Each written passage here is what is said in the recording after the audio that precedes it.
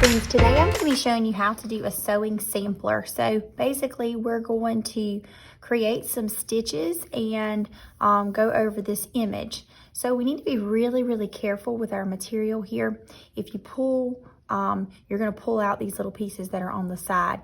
We're going to add a little frame to this, so that will help it stay in place a little bit better after we're done. But while you're handling, you're going to need to be really gentle, or the pieces may fall out of the sides. It's okay if you lose 1 or 2 strands off the side, but if you lose more than that out of these little lines, you're going to wind up coming in on the drawing. And I'll go ahead and show you what I'm talking about. So this little piece right here is kind of hanging on the side. They're not glued in or anything. It's basically a fabric made out of paper strips, but you can see how easily that comes out. So you don't want to purposely pull those out. I'm just doing it for the purpose of showing you what will happen.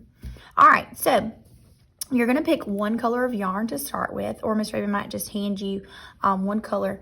But what you got to do is you've got to prep your yarn. Now, if you were doing this at home, you could use a plastic needle and just any kind of yarn that you have. But I got us these yarn tipped laces. So if you wanted to do something like this, you could even do it with shoelaces, I bet. You could experiment. But anyway, on one end of your yarn tipped lace, I want you to take your just take it and basically make a knot. So you make a circle, okay, like this, and then you're going to stick this through the circle, and you're just going to pull. All right, so now I have a little knot here, okay? Now what I'm going to do is I'm going to do that same thing again, but I'm going to try to get my next thing right on top of this same knot. So I very carefully try to guide it to where it gets right there, and now I've got a big, nice knot. You'll see my big knot. All right, so that is going to be on the back of my artwork. When you're doing this artwork, you're always going to want to start from the back. So if you look, or any kind of artwork where you're sewing, so if you look, I'm going to go around the outline here of my little chick. And when you're doing this, guys, like I said, hold your paper gently. You can actually see through here. You can see my hand through the paper mesh is what it's called. We're going to do something called a running stitch. So we're going to make our yarn run along the edge of the chick here. So I'm actually going to start at the beak. You could start anywhere along that edge. All right, I'm going to try to poke it through there. All right, I'm a little bit below the beak, so I'll pull that out. And then I'm going to come right up here. I can see my green trying to poke through. All right, and then when I grab that, I'm going to pull. When I pull that, you need to make sure you pull it all the way. That's why I put the knot there. The knot holds my yarn into place. So now I'm going to take my yarn and I'm going to try to keep my line small. I don't want to come all the way up here and have a big, huge, long line. That's going to be too big. So I'm going to go down, and then I'm going to pull, and then I'm going to go up, and I'm going to pull. So my pattern keeps changing. I go up, and then I pull, and then I'm going to go down, and then I pull. And I'm going to carry that all the way around my little chick. Up, and then I pull, and then down, and then I pull. Now let me show you what happens if you make a mistake. So you can see that I've got this cool green dashed line here. So if I make a mistake, here's what happens. So my yarn is hanging off the back. I just made my yarn go down through the top. So let's just pretend that I do that again.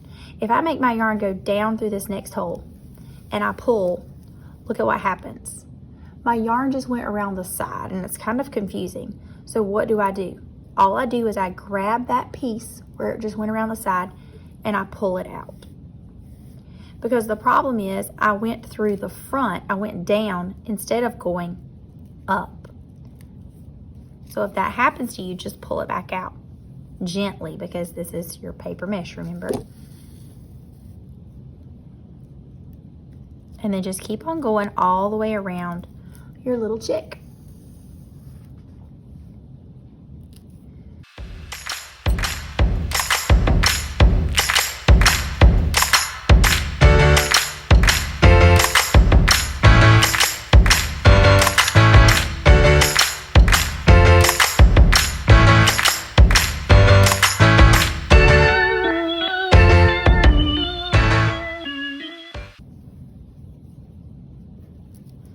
All right, so now to finish off where my green string is, if you'll look, I've got a good bit of green string left. So what I can do is I can slide it through one of the loops that's near where I just ended. I could do this and just kind of try to knot it off, but I actually want to sew a little bit more while my string is still on here. So if I go down to where the feet are at the bottom of this, I'm going to lose a lot of my string by going all the way down to here. So I thought about going ahead and doing the hair on the top of the head and the hair on the tail, since I'm already pretty close to the top of the head here.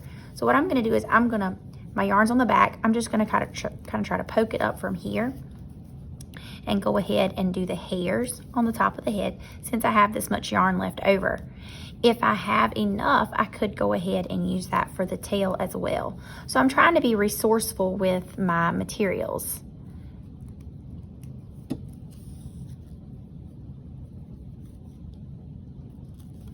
All right, so I've got one strand of the hair done.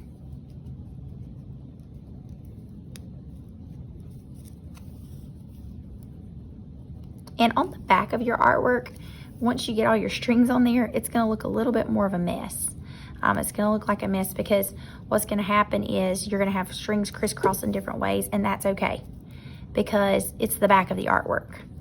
The front of the artwork is what you need to make sure looks nice. All right, so now I've got my other two strands, and here's what I'm talking about. I've got all this crisscrossing over and pieces hanging off, and that is okay. It's perfectly fine for me to have all of that. All right, now I'm still hanging off the end. I think it'll be closest for me to start at the end of this piece of hair and work my way down. And then I'll wind up closer to the tail, and I won't use quite as much of my yarn either. Pulling that. I'm gonna go ahead and go all the way down since that's a shorter piece of hair. All right, so now I'm gonna come over here to the tail, and I may run out of yarn before it's all done. I've got a lot left, it seems, but it takes a good bit to go over and under and in and out. We'll see what happens. Now I know I won't have enough to go back down to the legs, so what I'm going to do with that is I'm going to make sure that I use my next color. So you can get another color of yarn too. So I'm going to use my second color, which will be yellow, and I'm going to add some designs across my bird, but I'm also going to do his legs with the yellow, which I think works out nicely.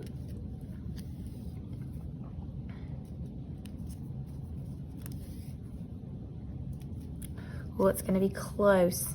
What happens is even though you have all this yarn left, you still need a good bit for you to be able to go in and out.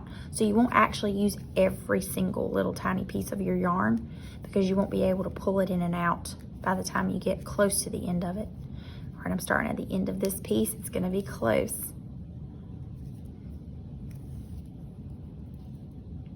And I'm going out and in, and remember guys, this is called a running stitch. It's like you're running the yarn up and down all the way through to create the bird. All right, so I wound up with plenty of yarn left. I love it. All right, so what I'm gonna do is what I showed you guys earlier. I'm just gonna find a spot close to this, and I'm just gonna try to wiggle my yarn tip, my lace tip. I'm gonna try to wiggle that through here. If you had a needle, you would be doing it the same way. So I'm gonna pull that, and then I'm just gonna go back through that loop I just made. So however you can get it knotted. All right, so we're good to go there. So I'm gonna grab my scissors, and I'm just gonna snip that a little bit later. All right, so now I've got another color here, and I did wind up losing a little piece. While you're working, even if you're working gently, you might wind up losing a little bit of your pieces there. So what I'm gonna do now is I'm gonna go ahead, let me go ahead and snip this off so it's not a distraction for me. This really isn't much for me to do anything with. By the time I knot it and try to stick it through one time, it's gonna be too short. So my little trash pile is gonna go over here. All right, so I'm pretty pleased with how this looks. But now what I'm gonna do is I'm gonna start making my little stitches. I just wanna put a design across his tummy. I'm gonna add on an eye, and then I'm also gonna do the feet. And I should be able to do all of that with my piece of yellow yarn here. All right, so I'm gonna take this yellow yarn, do the same thing that I did with the green. I'm going to turn, make a circle, fit this through here, and I'm gonna make a knot. So now I've got 2 knots there, or 2 little times that I went over each other to make 1 knot. All right, and then I'm gonna use the other end of my string whenever it's time for me to start sewing. All right, another thing that I've got is I've got a little button. I thought it'd be cool to have a button eye. You could just do 1 stitch for the eye, or you can do like I'm doing, and you can add a button. All right, so what I'm gonna do is I think I'm gonna start with the button eye. So I'm gonna come through here and pull, and I've got my knot on the back. So I started with the end of my yarn here that does not have a knot. All right, I'm actually gonna take this and I'm gonna try to put it through here. All right, now what I'm realizing is that my buttonhole is not large enough. So that's a little bit of a problem. So I'm gonna have to make sure that I have a button that has a large enough hole. All right, let me see what I can find. Okay, so part of being an artist is problem solving. So I'm gonna use a bead instead. It has a much larger hole that I can stick my yarn through. And a lot of the buttons that I have small holes just like this. So that wasn't gonna work out for me. So I'm gonna take this and I just put my yarn through this little bead here, and I'm gonna attach it like so. I'm just gonna put my yarn going right back down beside where that was. And the yarn is what will hold the bead on. And now my birdie has a cute little eye. All right, now I'm gonna show you a couple of different stitches that you can do. So I wanna go across the stomach of my birdie and just try a couple different things. So we know what the running stitch is. You can do the running stitch. The running stitch is just simply going across, and what you could do is just follow one of the lines that you see there. So I'm gonna come down, and what that's gonna look like on the back of your sewing is you're gonna have a big line coming down there. But I started up here because I plan on working my way down. Eye, then the tummy, and then the feet. That way I'm not crisscrossing my yarn all over the back and wasting it. I don't wanna waste my yarn all over the back of the design whenever I need it for the front. Now for the X stitch, the cross stitch, I call it the X stitch or the cross stitch. I'm starting from this end because that's where I just ended. If I go all the way over here, I waste all this yarn going across the back. So I'm gonna come right here and I'm gonna do an X. So I make a diagonal line going down like so. So I just made a diagonal line, and then I'm gonna come up here. So if you know anyone who does something called cross stitch, this is what cross stitch artists do.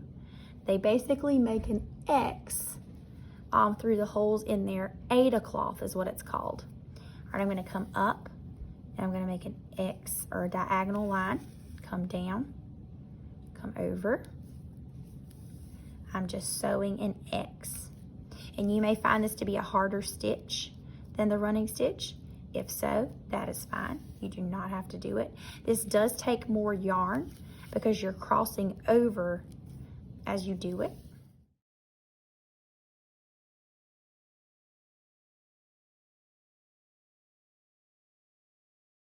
So I've ended on the back. I've got my cool cross stitch pattern going all the way across. I've got all this yarn left, and I think it's gonna be good enough for me to do the feet.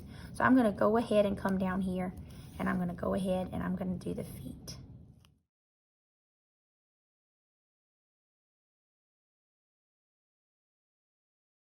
Okay, and then I've got a little bit of this left. If you can think of anything else that you'd like to do, you certainly could.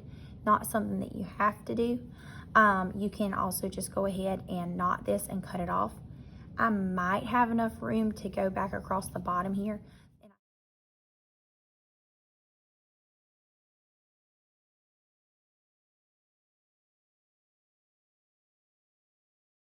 Right, and so now I've got 3 stripes across for the pattern on my chick. I've got the running stitch on the outside, the beaded eye, and like I said, it's gonna look like a hot mess on the back, but it's gonna be awesome on the front, and that's what your end goal is. I love the back because it shows me all the work and the pattern and the thinking that it took me to get here. So I just took my yarn and I went through one of the loops closest, and I'm gonna do that again. And when I do that, it makes me a nice little knot. And I don't need this string. I can cut it off, and voila, I have a beautiful little chick. And it can be called a sewing sampler too, because you sampled different stitches on there and tried new things. Happy sewing.